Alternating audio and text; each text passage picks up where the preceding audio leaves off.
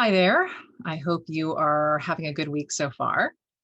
And how is your pandemic going? We've been going at this for about a year now, and I just want to check in. And yes, it's still going on. Um, Something that's been on my mind is just a theme that has been coming up over and over again with my clients and other people that I talk to on a regular basis. And it's this belief that somehow we should be doing this pandemic differently. For example, I know a lot of people have said things like, I have all this extra time. Like my whole lifestyle has changed. I used to have social engagements all the time. I used to have commute, a difficult commute.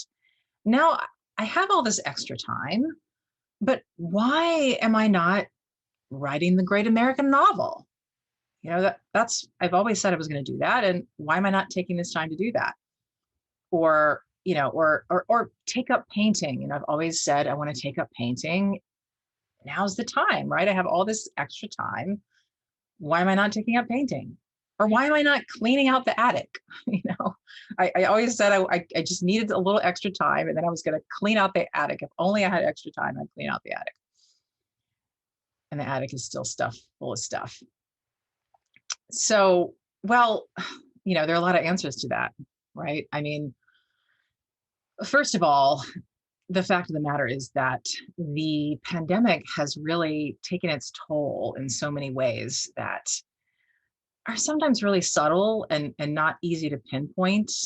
And I've talked about this before, but the way that we are feeling more fatigued and drained because our nervous systems are under a lot more stress, just dealing with constant changes and adjustments and adaptations. And that in itself is taking a lot out of us. And so there is this pandemic burnout that a lot of people are going through just from dealing with the pandemic, all everything that comes along with it.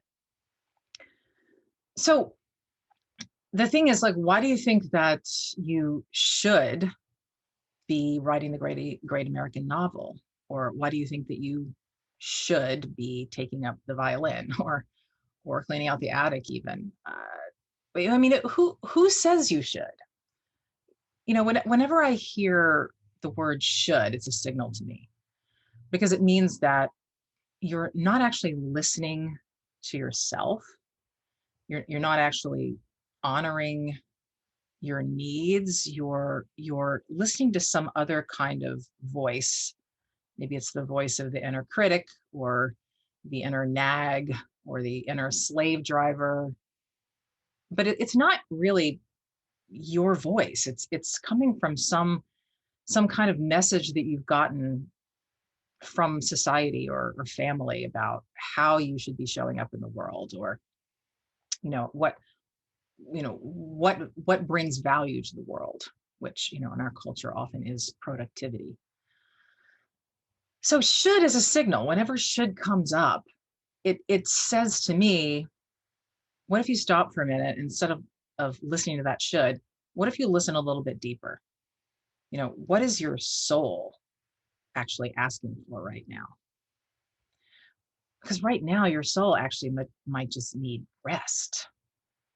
Your soul might be just dying for you to give it a break, give it some time off to heal from this year, to really recalibrate and to just rest. I mean, rest, that is how we heal. That's how the body heals, and that's how the soul heals.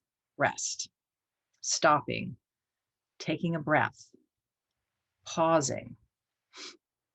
And it's something that a lot of people find really anxiety provoking because we live in this culture of busyness and productivity. And it's like, if we're not moving, then we're doing something wrong. And I've heard people say that in so many ways. Like, when I feel like I'm stopping, I feel like I'm doing something wrong. So this is something I feel like is something we need to really look at. And I think the pandemic has kind of brought it to some of our attention. That what is it? What is it that that makes us not able to stop, to pause, to just be quiet, to rest. Again, rest is necessary for health and longevity. And it's something that our culture really doesn't give any kind of credence to at all. Our culture does not respect rest.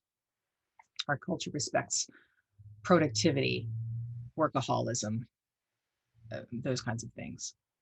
So, and I think that that voice of should comes a lot from that place of like, okay, not doing enough, still not doing enough.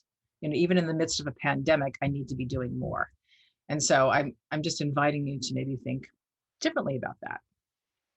And how difficult is it for you to actually give yourself time off, a proper break in which you are not doing anything that you quote unquote should be doing? Just time in which you do whatever you want to be doing in that moment, whether it's take a nap or read a book or go outside and just sit outside and watch the people walk by. Doing nothing. There is actually value in doing nothing. So that's one thing that it's just been on my mind, this idea of should be doing more, even during this pandemic, when our nerves are completely fried and what we really need is to rest, give ourselves more downtime. Instead, there's that nagging voice, that voice of guilt that's saying, you're not doing enough, you're not doing enough. So that's my thought for you for the week is, can you take an opportunity this week to just kick your feet up, look out the window, daydream, just let your mind wander, let yourself exhale. It's been such a stressful time on so many levels, and you really deserve a break. You really do. So take the break, take the time off, take the downtime. You've earned it. You deserve it. You need it. And I hope you have a wonderful week. And I will look forward to seeing you next time.